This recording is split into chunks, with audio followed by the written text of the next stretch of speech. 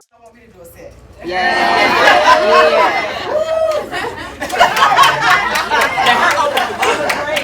But right now, I just met him, so all I know is Bobby. We're going to bring Bobby to the stage. Amen?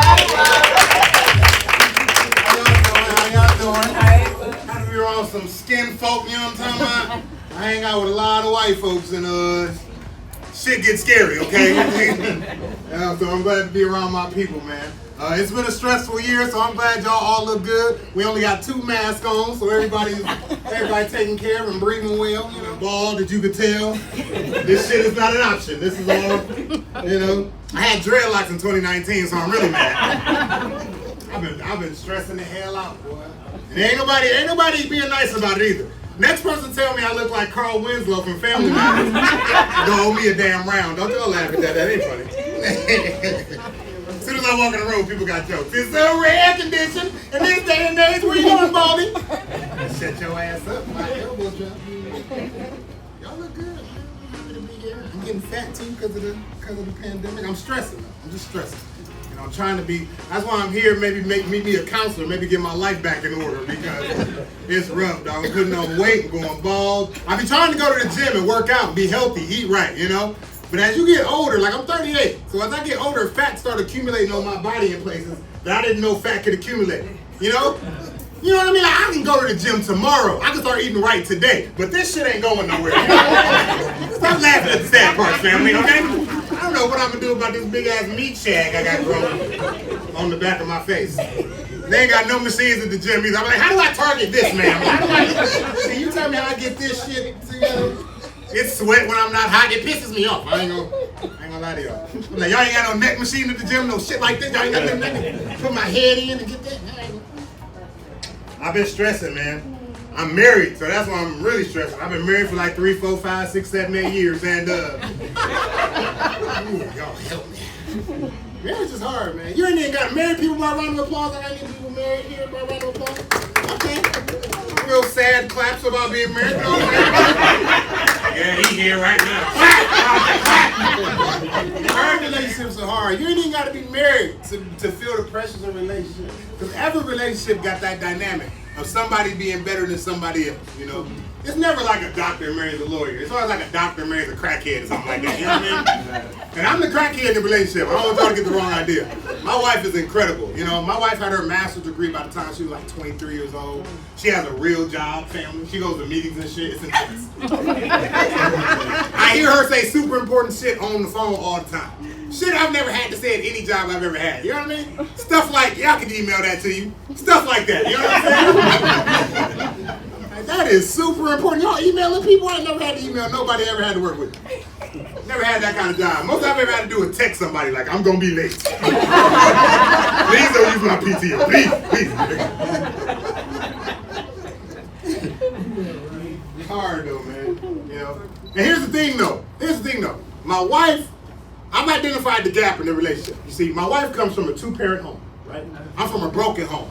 Her daddy was there doing dad shit, and he a man's man too. Like he a real power tools. He got a shed in his backyard with a lock on it. You understand me? Like that is a man, damn it. Like something get broke, you know how to fix it. You know, my daddy wasn't there, you know, to show me what it took to be a man. Everything I know about being a man, I'm still learning on my own. I know I look like a man, but I'm still ticklish, man. You can't be a man and ticklish. The shit don't work out together. You know, it's hard. My wife is a dope ass woman. My wife decided to breastfeed the kids when she had our baby. She decided to breastfeed them, and it was a big deal to her. I don't know why it was a big deal, but it was a big deal to her. So I'm telling her like, why is it such a big deal? And she told me about the nutrients and all this stuff. I won't bore you with the details. Y'all look like educated people. But it really intrigued me. So I wanted to go online, maybe learn about it a little bit, maybe figure out how I could help. You know, and I wasn't doing that. I'm just saying, like, how can I help emotionally? And I go online, man, and I start seeing these videos of people just screaming at women for breastfeeding in public. I had no idea that this was a thing that people hated. Like, are you kidding me? It's like, first, like, there's always old white men, too. Now I ain't trying to offend nobody. There's always old white men just yelling at strangers. How dare you use your breasts for their intended purposes? How dare you? I'm like, bro, I'm not, in my head, I'm I'm thinking that's not your business. Mind your business, man. Number one. Number two, dude, her boob is out. You don't like boobs? I mean, don't everybody like boobs? Ain't boobs universally dope? It ain't gotta be nothing nasty, nothing sexual. Even a straight woman can appreciate a nice pair of boobs. Right? That don't belong to her. Anytime you've ever heard a black woman say, "Oh, girl, you wearing that shirt?" That's just lady talk for, look at them titties, girl, damn! They hanging nice, girl, they hanging nice! Right by my kids. I try to be the best dad I could be because I had a rough upbringing. You know, my mom, I grew up in the 90s. You know, I'd come home from school like, hey, mom, so I ain't trying to be a diva and no shit like that, but I left a box of crayons on my bed before I went to school. And bitch, my bed is gone. Did y'all sell my bed again? Why y'all keep selling my shit? Y'all wasn't supposed to laugh at that. How dare you? We having a good time? Having a good time, all right, man. How long I've been up here? Who cares? We're having a good time. I don't know, man. When the pandemic hit, man, I had to get a job because comedy, comedy slowed down because everybody, can't have no businesses open, masks and all that shit. So I had to get a job. I had to work at a call center. I worked at a call center or knew somebody worked at a call center before. That is some demoralizing shit. Welcome. Well, we all welcome to VIPs, ladies and gentlemen. VIPs. Showing up late, walking in front of everybody. Thank you. No, that's what you get when you pay extra. I don't know what's going on. I don't know. What was I talking about? Who gives a shit? Let's talk about that.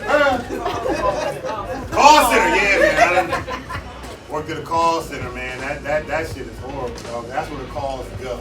That's where all the calls come to. And I used to do customer service over the phone for a bank. Right? And this bank got the dumbest damn customers in the whole world. And I don't want to name the bank and no shit like that. But it's Chase Bank. They got the dumbest. Listen, bro, if you bank with Chase and you talk to me, you stupid. I'm going to tell you right now. Can't even start the conversation right. I'm like, thank you for calling Chase. This is Bobby. How can I help you? They be like, yeah, can you help me in my account? I'm like, yes, sir. Can I get your account number? Oh, I didn't know I was going to need that. Bro, you calling about your account, and here's what pisses me off. More of y'all should have laughed at that, and that means all y'all do it. How come you can't be prepared to do business when you talk to me? Saying stupid shit. Keep looking at my social security number. This ain't the social security office, man. That ain't funny. I be pissed off. That only happened on the phone in customer service. Ain't nobody going to the mechanic. Like, hey man, can you help me in my car? Yeah, dude, where'd you park it? Shit, you know what? I knew I forgot someone out on the bus. I'll be right back. That shit pisses me off. I'm glad y'all having a good time in my life. Alright, I'm gonna get out of here, man, because I'm only one dude. We got two more really funny guys, funnier than me. It's gonna be great, alright? This is about to be a dope situation. I'm happy to be a part of it. Anytime I be able to get opportunity to do comedy in front of people, I try to leave on a public service announcement. I want to tell all of y'all to fight racism, okay? Fight racism, fight it. I ain't got to tell black people, that's what we do, right? We ain't got no choice, you know what I'm saying? The racism is at us, so we fight it every day. You know what I mean? And we wash every day. We wash our teeth, brush our teeth, fight racism. I said wash your teeth, you ain't teeth. Wash your face, brush your teeth, fight racism. Fight it, dude. You ain't got to be Martin Luther King or Malcolm X either. Fight it in your small, tiny, individual way. I fight racism all the time. I'll give you an example. I was on the bus last week, right? They just suspended my license. It's a long story. I'm on the bus, and this white guy gets on the bus with us. He asks a different black dude who was already on the bus. Simple question, no racism involved. Hey, buddy, do you know where a basketball court is around here? Right. What the black dude do? Oh! You asked the first nigga you see on the bus. He started going off on this white dude, but I didn't think it was a racist question, so your boy fighting racism. I get up and I stand between them. I'm like, everybody calm down, man. You need to calm down. I'm talking to the brother. I'm like, brother, you need to calm down. That's not a racist question. You the bus driver, nigga. You supposed to go up. He embarrassed me. I was so embarrassed to be associated with this dude. I just got off the bus, man. I did. I robbed the first white woman I could find. Hey, man, my name is Bobby Dodds. Thank y'all very much for coming out. Thank you very much. Now give Bobby another hand. That's impressive, right? I just met him. I didn't know he was funny, but he was, right? Yeah. All right, everybody. So we said before we go into this, I know you guys are wondering why we decided to do this. We decided to do this because I got my 501c3.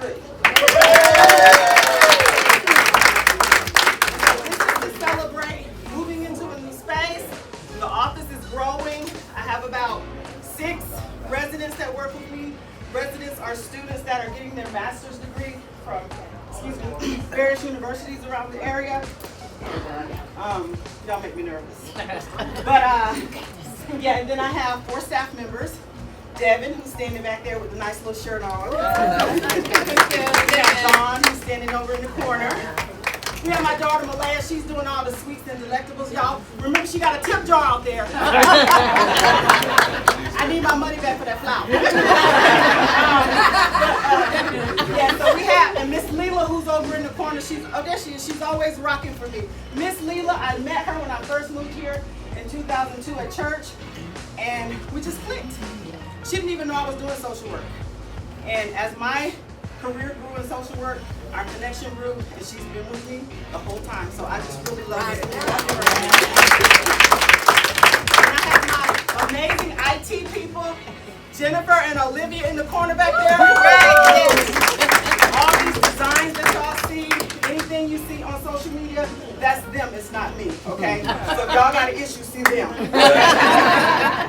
But anyway, so the 501c3 is called Wall of Connection, and our purpose is to help single parents, male or female, that may run into some issue that, some life issue that are having, like with COVID. Jobs closing, people not having babysitters, working at home stressed out, not being able to get the services that they need. We want to help them do that. We want to offer on-the-job training. We want to offer them linkage with different services in the community. So that's what we're raising money for right now, all right? Because I was a single mother at one time. And I went through a lot of those struggles. So I want to give back, and I want to help. It was something that I've always wanted to do, and God opened the door, and I walked through. Amen? Amen. All right. So that's why we're here today. All of the money that you spent, those tickets that were a little pricey for people, that's where that's going to go. So the next thing that we're going to talk about is Miss Lisa is going to give us a history of the agency, and then we're going to bring up our next comedian, and we'll move on from there. Greetings, everyone. I don't need a mic. I was told I talk very loud. So adjust your hearing. Don't focus on the blue stuff on my shirt. I didn't eat nothing, but I got all the ice. My shirt said, good. But as Miss Davis Perry stated, I'm here just to inform you guys a little bit about the history of how Laura got on this path. As she stated, she moved here first attempt, 2002.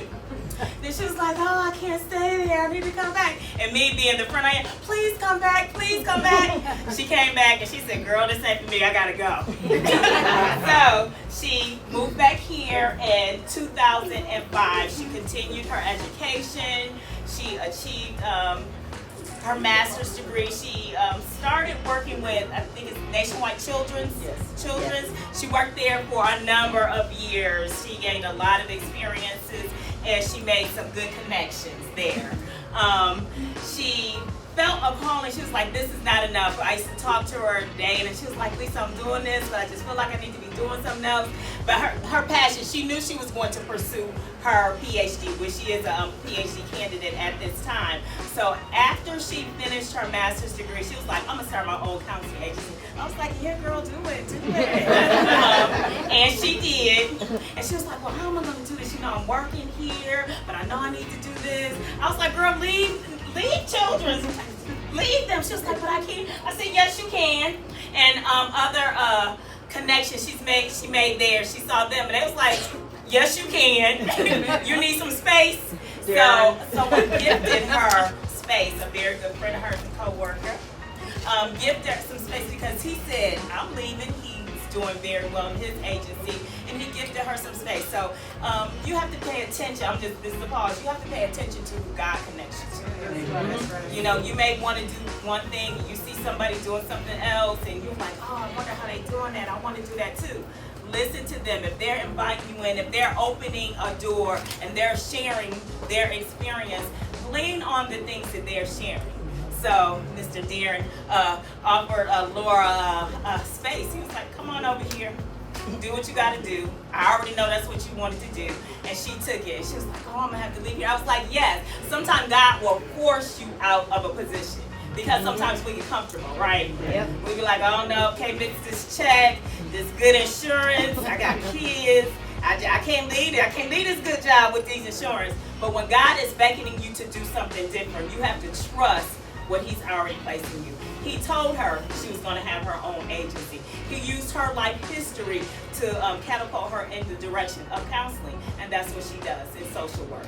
So she started, I believe, she started Conquering Walls in 2017, and she was still working at Children's, trying to decide. Darren was like, girl, you need an office, just come on over here. So 2018, she said, okay. She took the leap. I did jump. Y'all know how it is. She took the leap. She jumped, and she went into her own private practice. She was so happy with her 10 clients. She said, I'm good. She said, this is all I need. She said, this is enough. This is all I have to do. 10 clients, moving, shaking, just doing what I need to do. Then people kept calling.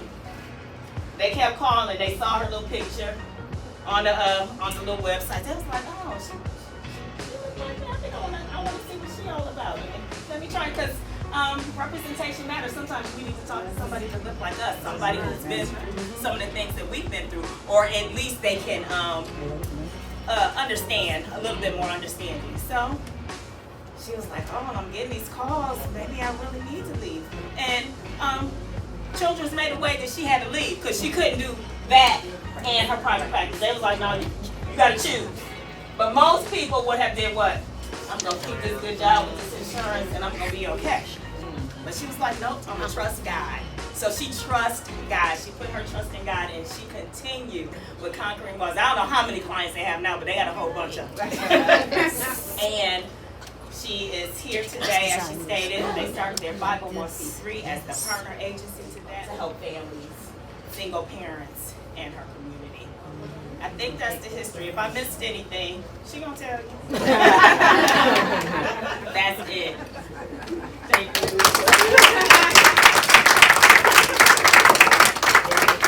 Y'all, she know all the secrets. If not. She know where the bones buried. She know where everything is. She got all the keys to the locks. So that's the separation that will never happen. Oh yeah, I forgot to say we've been friends for over 30 years, so I know a little bit of something. Yes. So y'all, we're gonna keep on with this comedic stance that we have today. I have a real treat for you guys. Real treat. I love him. I love the work that he does. I saw him on TikTok, Facebook, what is the IG, what's the other ones? You know, all anyway, but I did find him, and we just happened to be at a program this summer together, and that's how I made their acquaintance. So they decided to come here, like I said. So anyway, y'all, I'm bringing to the stage Mr., and it's his birthday, y'all. So big holler. Mr. Jason Banks!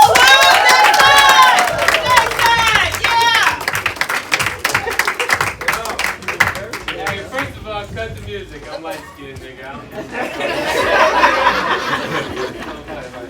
Hey, real quick, guys, seriously, one more time for me. Let me hear that again. That made me feel good.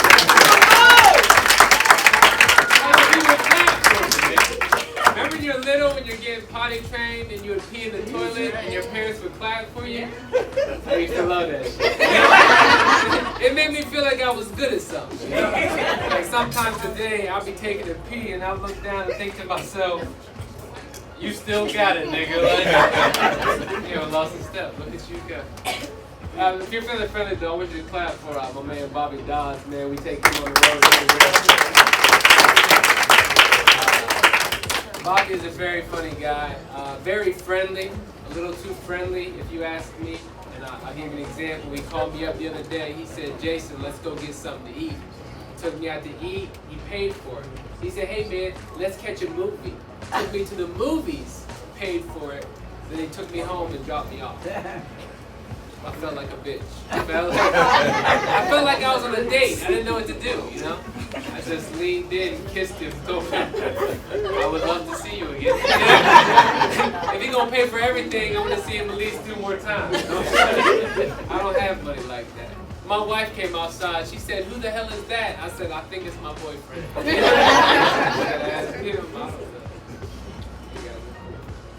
The pandemic was crazy. My wife, she actually started working from home now. So she said she has nowhere to go, so she stopped. She got enough for me. She stopped wearing makeup. She stopped shaving her legs and her armpits. She looked like a totally different person. I woke up one morning, saw her. I thought someone broke in the house. I called the police. I said, "There's an intruder in my house." They said, "Where's he at?" I said, "He's downstairs making breakfast for the kids." Please hurry, because he just kissed me and got in the shower. And that was crazy. They put a lockdown on Columbus. We weren't allowed to do shit. And I live in a nice neighborhood. So I just sat on my front porch and I watched white women jog by every day. That's all I saw was white women jogging by. And they're getting fast too. Building up them leg muscles. I tried to rob one the other day. I couldn't catch her. You know? By the time I caught up to her, I was too tired to rob her. She gonna look back talking about, "What do you want from me?" I said, "Let me just get a drink of that water." So I'm gonna sit down. What else is going on? My cousin came out to us, told us he was gay. Clap for that shit, because that was big. You ain't gonna clap for it? You don't like gay people, bro? I ain't gonna fuck with you, man. Everything is big on the show. But before I move on, how long have you hated the gay community? You just don't like that shit? I don't agree with it. Amen to you, my nigga. Like, I was gonna say about that shit. He came out, he said he was gay. I was excited. That's my best friend in the whole world. But with that being said, I knew he was gay in high school.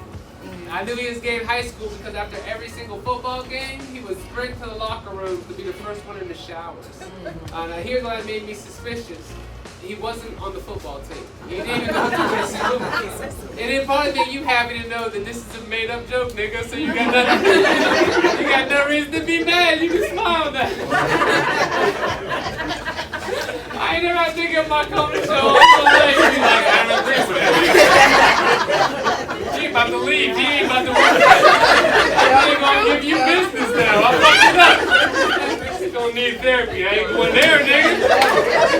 Nigga sucking dick over there, right?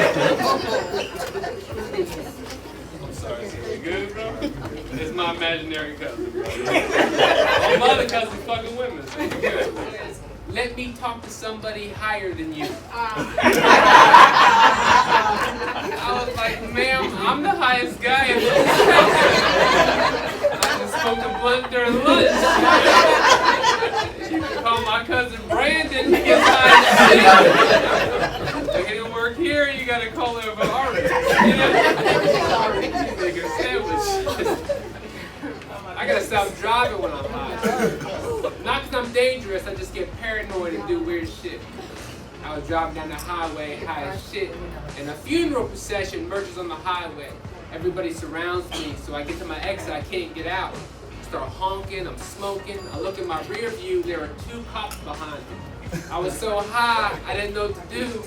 I just went to the gravesite with them. I stood up front, I held hands with the family, I cried. And I was like, this is sad as shit. I left devastated. I called off work and everything. I said, I can't come in tomorrow. They said, what happened? I said, Bill died. They said, is there anything we can do? I said, just pray for me and the family.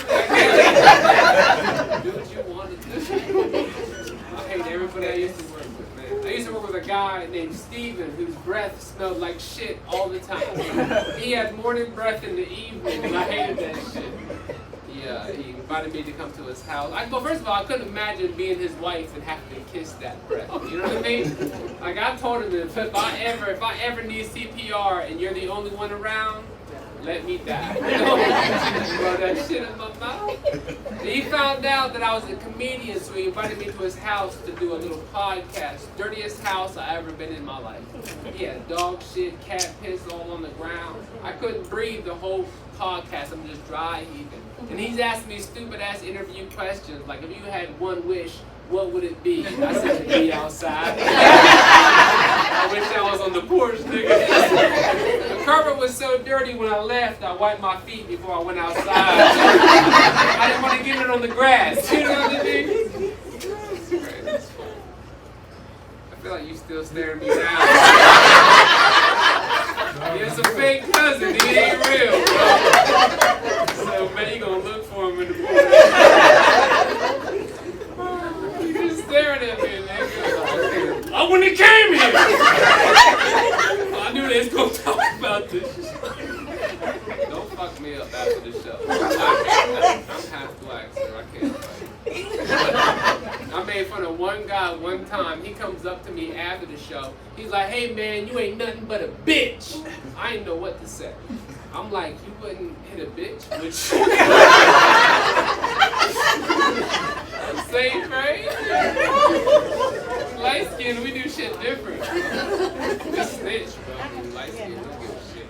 I remember when I was little, I got caught stealing baseball cards with my friends. And they called away and they sat me down. I was the only one that got caught. They were like, "Jason, we want to know who you were with." And I was like, "I'm not about to sing to y'all." That's what they called it back in the day. If you were snitching, you were singing like a canary. I was like, "I'm not about to sing to y'all." They were like, "Then you're going to jail." I said, "Well, this first song I'm about to sing." This comes from my newest album.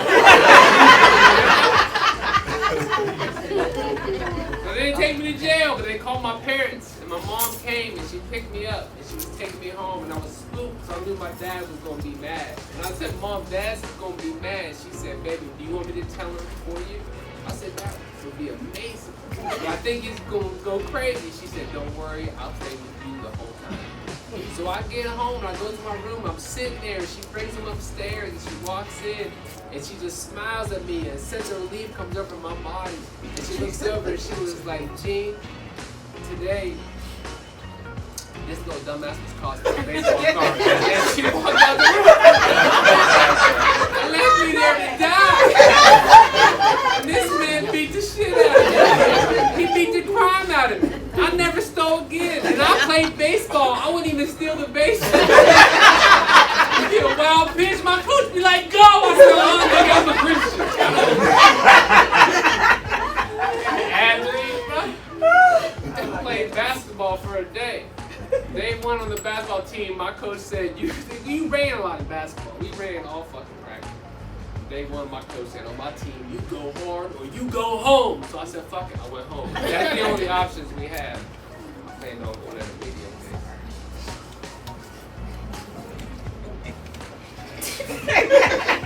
I know which joke I need to drop. I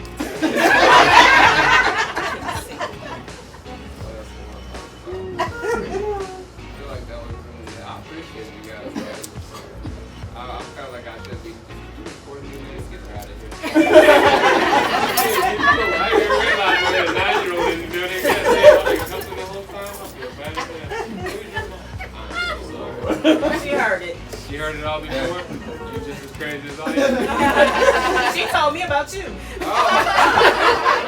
talk about that happened. You know, this, you know what? I'm already dropping one joke. I might as well shout this out. This shit might be too much for you, but it's alright. I started dating a lot. I dated a lot of women in my life. Man. I dated a girl who used to cheat on me all the time with a sugar daddy. A guy who kept buying her shit. TVs, furniture, gave her money. To be completely honest, I kind of liked him being a part of the relationship. When they stopped talking, I was devastated. I was blowing up his phone like, is there something she did? She can change. Don't let this small shit ruin what you got. I did a power lifter. You guys, the fucking power lifter, she was strong as hell. I remember after the first day, she gave me a hug, damn near Bruce Norman. I said, "Bitch, just wave to me from now on." Don't squeeze, she used to tickle me, that shit hurt. I'd be bleeding this shit. understand dating and strong shit. Because you want to be the man in the relationship, you know? I watch sex videos where dudes just pick up their chicks and walk around and just be having sex. I want to do shit like that. I can't do that shit with her. She did it to me one time. She was riding me one time. She just stood up and just picked me up, nigga. She was the bitch put me down. The fact that Bobby laughed, I knew it was going to work in a Google Club, nigga. That's my guy. I'm so sorry about that. You're always explain that shit to me. Guys, I appreciate you guys. You guys are different Yeah, but we're gonna do a raffle right now. We're actually going to give away the guitar. And this guitar can also be played by a left-handed person. Okay? So I got my trusty little bingo thing over there if she can get it open. He calls it Gooden guitar. Because we wanted him to play the guitar when he was younger. He didn't know how to say it, so we said Gooden guitar.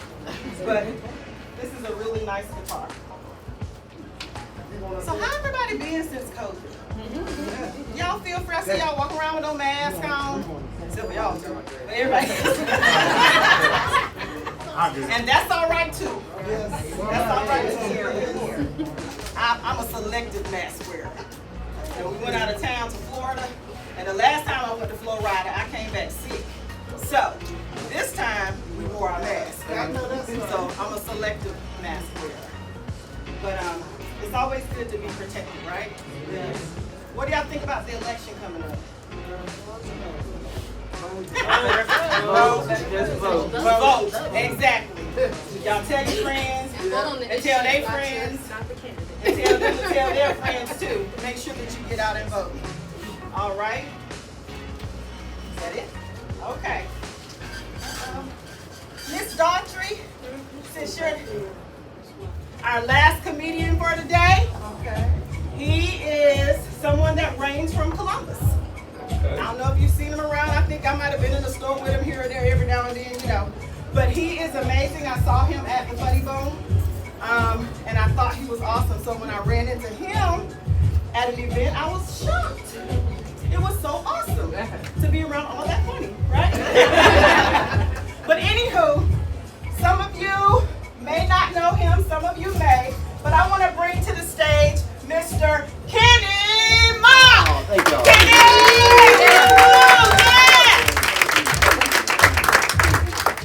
Humble, you know that. Yeah, humble beginnings. I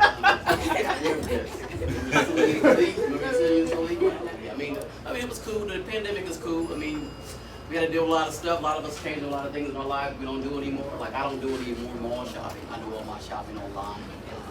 So, you know, Amazon right now gets all my money. I get packages every day. Sometimes you forget you order stuff. My doorbell rang today. It was a tent. I said, what I ordered a tent for? Tent. Now, the only thing I don't like about the whole shopping online experience, when you look at a product, I don't know if you guys ever done it. You ever looked at a product online and then decided not to buy it, and it stalks you? You ever been stalked by a product online? Yes. As soon as you think about it, it's pop up in your feed. Yep. I want an umbrella for. I don't need an umbrella. Now, the biggest experience I had, I looked at the shirt. I was looking at the shirt. I was like, nah, I ain't gonna get it. And I go over to YouTube. I'm watching Paternity Court. That's my thing. I want to see if he's a mom. I ain't got one, so I want to see if he's a father. You know, and I'm watching the video, and right before they revealed the dude was the father, the whole video just stops. So it's like, hey, your video is going to resume after this short ad. That same shirt I'm looking at sitting from the left. Like, hey man, I just seen you. I'm on sale, yes I am. Forget about me. I didn't care. I picked up my phone. I'm on Facebook. I'm going to some Facebook profiles. Friend request. It's the damn shirt. Press charges on that shirt. Y'all know what the shirt looks like. This is the shirt. I got it in 5 colors. Toaster. Pandemic, man, made me change up some things. I mean, I had to get some new friends. I got some white guy friends. You know, white dudes are a little, they're cool, but they're a little dangerous sometimes. They always ask me to do stuff they know I'm not good at all the time. And so a couple weeks ago, I was like, yo, Kenny, dude, we're all going to Colorado to go whitewater rafting. You going? That sounds dangerous.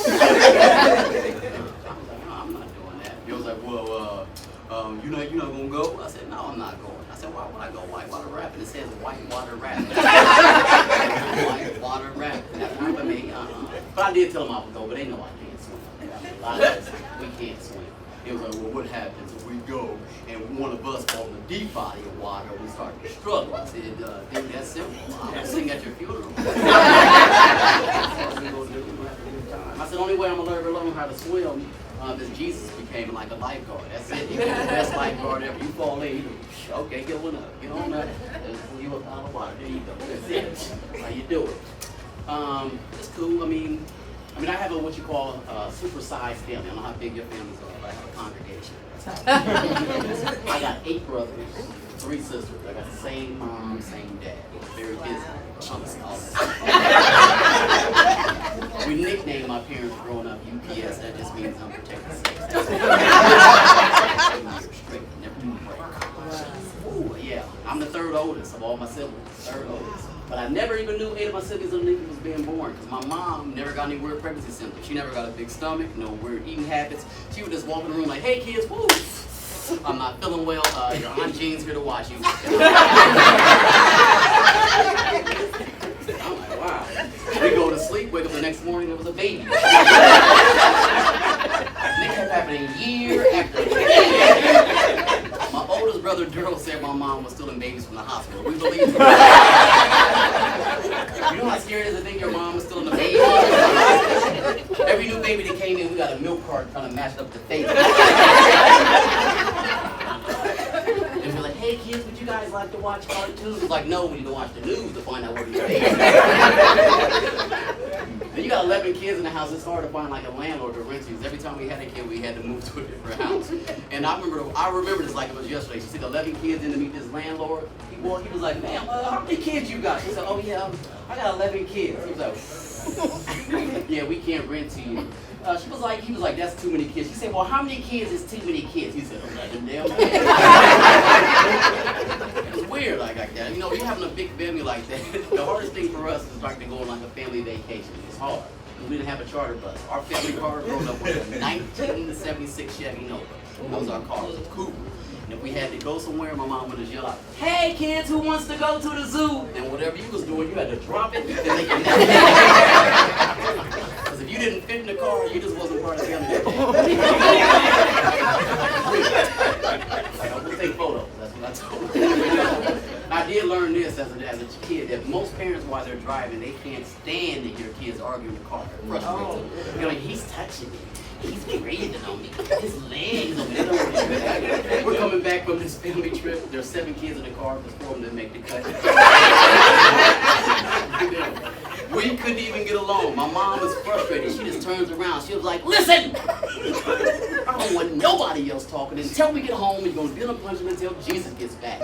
My brother Curtis is like, when does he get back? I said, I don't know. Just be quiet. Now, the only defect to our 1976 Chevy Nova is our passenger side door of our car. It doesn't latch all the time. Now I got 2 sisters in the front seat, Tisha and Candace. Now Tisha, she just happens to fall asleep against this door. My mom tries to beat a red light. She makes a sharp left hand turn. That door flies open. Tisha falls out. The door shuts. My sister Candace goes over like nothing ever happened.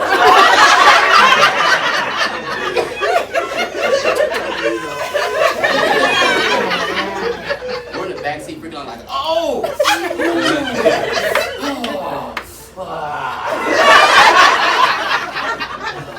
And when we get home, my mom's like, hey, where's Tisha? We said 5th and Broad. We need some bandages, that's all. That's it. I'm a substitute teacher also, so I appreciate, I like the kids and as a substitute, because I do middle school. Love the girls. The boys is the ones I got a problem with all the time. Because the boys, they'll come to school with new Jordans, new pants, new shirt, no deodorant. Every time. Put you in a headlock, it's over. It's a done deal. And as a sub, you always find one kid to try to turn you out. Every time. You never listen to you. His name was Jaquan. That's his name. As soon as I say something to Jaquan, I was like, Jaquan, sit down. You don't know me, bro. You don't know me, bro. You ain't our real teacher. I said, you ain't my kid either. Now, sit down, Jaquan. So the one time he acted up on me so much, I had to call his dad for a wellness check. I said, hey, can you just come in and check in on your kid? Because he's acting up. So the very next day, Jaquan's running around the room. I was like, sit down, Jaquan. He's like, I ain't gotta sit down. Now what he doesn't see is his dad standing in the doorway. His friends see his dad, so nobody says anything. Now what I learned about these kids today, they don't, you can't discipline them the same way some of us was disciplined when we was growing up. Because it doesn't affect them the same way. You remember your parents be like, go to your room. That would break your heart. Because you ain't have nothing in that damn jail cell. We're looking at it.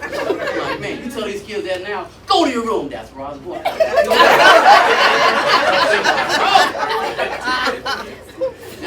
Now Jaquan doesn't see his dad. His dad was like, Jaquan. Jaquan turns around, sees his dad. Whole face turns white. His dad said, come here. You know when kids get in trouble, they gotta walk to their parents. They walking real slow, like real slow. All his friends are screaming, dead man walking. His dad didn't say nothing special to him. He said, Jaquan, come here. Now when you get home, you going outside all day. You can start crying. He said, you keep it up, I'm gonna sign you up for baseball. He really He said, I'm turning off the Wi-Fi. He passed out. Because I think discipline is important. I think that you got to discipline the kids today anyway. Because it actually creates something special with the kids when you discipline. It makes decision-making skills. Like my mom, huge disciplinarian with 11 kids. She didn't have time to like discipline 11 kids on the spot, so she scheduled our women. They're scary. My mom's hours was from 1 to 3. That was her hours. And she never double booked, and she never missed an appointment. Ever. One time all I was doing was bouncing on her couch. She walked in and was like, Kenny, you're bouncing on my brand new couch. 1 o'clock. And I messed my whole day up. It was 8 o'clock in the damn morning. I had 5 hours. Then she gonna look in the face, well, Kenny, just go out and play. You don't even want to play right. I'm outside, I'm scared, I'm nervous, I'm shaking like an iPhone after about to be deleted. I'm out there like, oh. My boys walked past like, yo, Kenny, come play basketball at 12:30. I was like, nah, man. I got a thing at 1. A meet and beach. Believe that. Most men, they never have to put their hands on their kids. Men are verbal, loud. Like my dad, he just come in the room like, hey!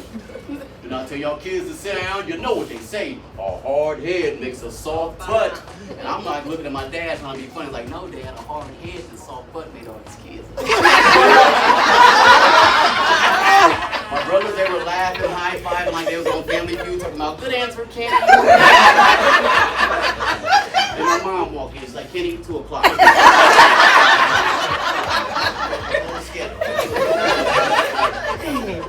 Now, all our families are dysfunctional. We all got a little dysfunction. We all got weird aunts, uncles, brothers, sisters. If you don't know anyone like that in your family, it's you that you Like my dad, he can make babies. Good at that. But my dad was illiterate growing up. Truest thing I can ever tell you guys. Could not read and write, but we didn't know he couldn't read and write. But it only got weird to us because he still chose to read his bedtime stories. He got weird people. Because he would never read any words of any book. He would look at the pictures and make up his own story. Every time. You know the 3 Little Pigs. We all know the stories of 3 Little Pigs. My dad reads his version he thought about. We all believe him. I know I'm in school, the next day I'm arguing with the teacher and all the kids. I'm yelling at them like, listen, the wolf wasn't trying to eat those pigs. It was the landlord. And sometimes he would just read the cover of the book. We all know Snow White. Look at the Snow White book. He's like, look at this. This tall chick and 7 kids and no daddy.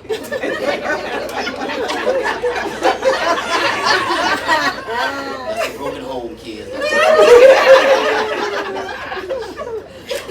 And I don't even think everybody should about to have kids. Honestly, that's my own personal opinion. I don't think everybody should about to have kids. Just because you got the equipment to make babies doesn't mean you need to have them. We all know people that have babies that shouldn't have a plant or a fish. Nothing. I think there should be 2 simple rules to have babies. Just 2 very simple rules. The first rule, if your cell phone screen is cracked, no kids. Boop, you're done. Cell phone, you can't take care of babies. The number 2 rule, there should be the application process. You put your application in, you get approved or declined just like you're applying for a Visa or a MasterCard. And I would love to work for that company. Because you'd be sitting there first day in the phone room like, yeah, thank you for calling Baby Tech. This is Kenny speaking. How can I help you? Hi, my name is Tammy. Here, my boyfriend Roger put an application in a couple weeks ago. We'd like to check the status of our application. Let me take a look for you, Tammy. Tammy says your application has been declined. Why? Let me take a look. Tammy says you have a very low baby beacon score. We can't have that. The reporter here says you don't clean your house on a regular basis. And you are a whore. That's what I'm so sorry. Yeah, yes, and no one caps too. I've never seen something like that. Now the people who laughed at the joke, I appreciate you. The ones who did not laugh, those are the people who get declined. So everything. But I did read this article, and we can agree or disagree on this one. All it said was the heading is that all men should be on birth control. I said they could be. A lot of women should be. Yeah, they could. That's okay, yeah. I think men should be on birth control because, ladies, y'all been doing it for a long time. And men, we should take on some of that responsibility. That's how I look at it. The only thing about that, if all men was on birth control, it'd be hard to trap a man for a baby. See that? Yeah. Go in there, having sex with the girl, and a couple weeks later, she's like, I'm pregnant by, girl, I'm on the level.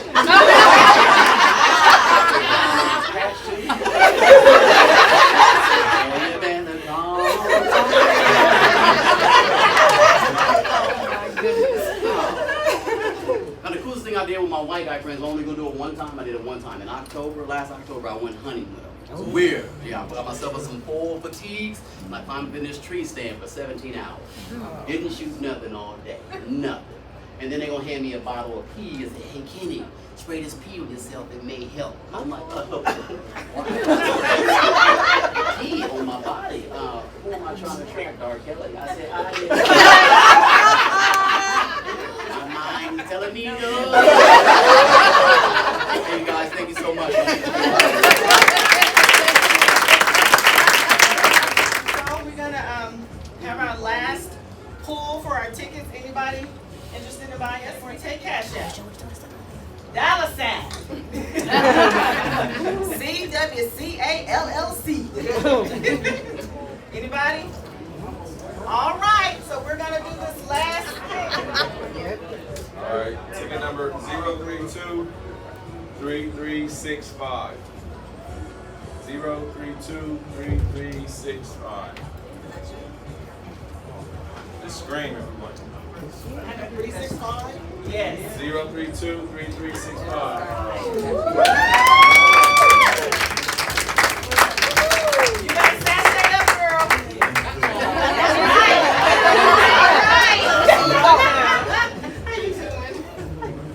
How you doing? Y'all, this is Miss Diane. She was my last supervisor at Nationwide Children's Hospital. She was the best supervisor, hands down, anywhere. I love this woman. She was so amazing. She made my time there, my last few years there, amazing. So I'm so glad that you won And I this. have to give a testimony. Laura, her agency has been wonderful.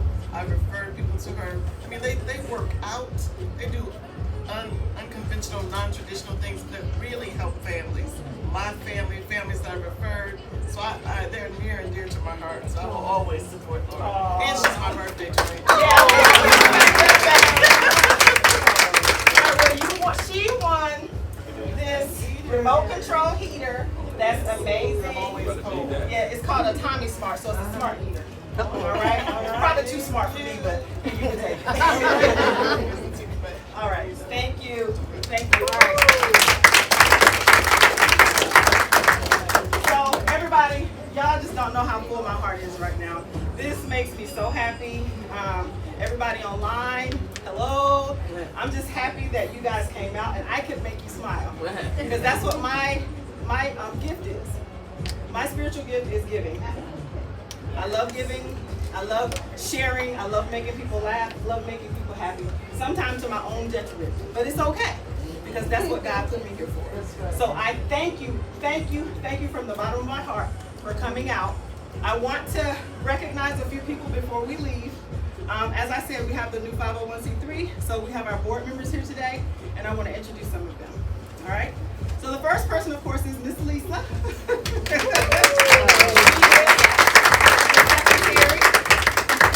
And we have a new member, Miss Phaedra. Miss Leela? Vice Chair. Yeah, Vice Chair. She's our Vice Chair. Our Chair is Curtis Davis, who's my brother, because I want to put things like that in the hands of people that I know have my back, right? So he can't be here. He's in Virginia with his family, but he's watching. Hello. And then we have our finance person right here. She has all the money. It's Joya. And the person that spearheaded everything and got all of this going, of course, is Miss Leela. Give her a hand, my residence. Where's Amanda? She was running through a lot of stuff. She is so amazing. So Amanda is going to be with us for a while. So give them a hand again, y'all. You know, because behind any good thing, there's always a good team, right? Always. Don't ever look at somebody and think they're doing it by themselves, because if I didn't have them, I couldn't do what I do. All right? So I thank you guys so much for coming out. Please take them sweets home, because they ain't going back to my house. Okay? Ticket number 032-3364. Oh, I won! That'll be me. I'm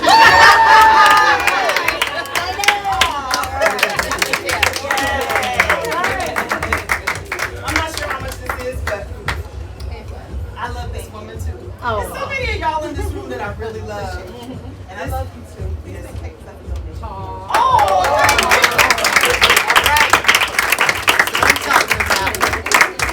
thank you, Miss Dana. We moved to Columbus around the same time, and we met at church. So we kind of became, family friends. I used to bully her son. And we bullied your daughter. Yes. Her kids came over to my house one time, and I got on my son. They went back home. They was like, "Miss Lord, don't play." They're still talking about it.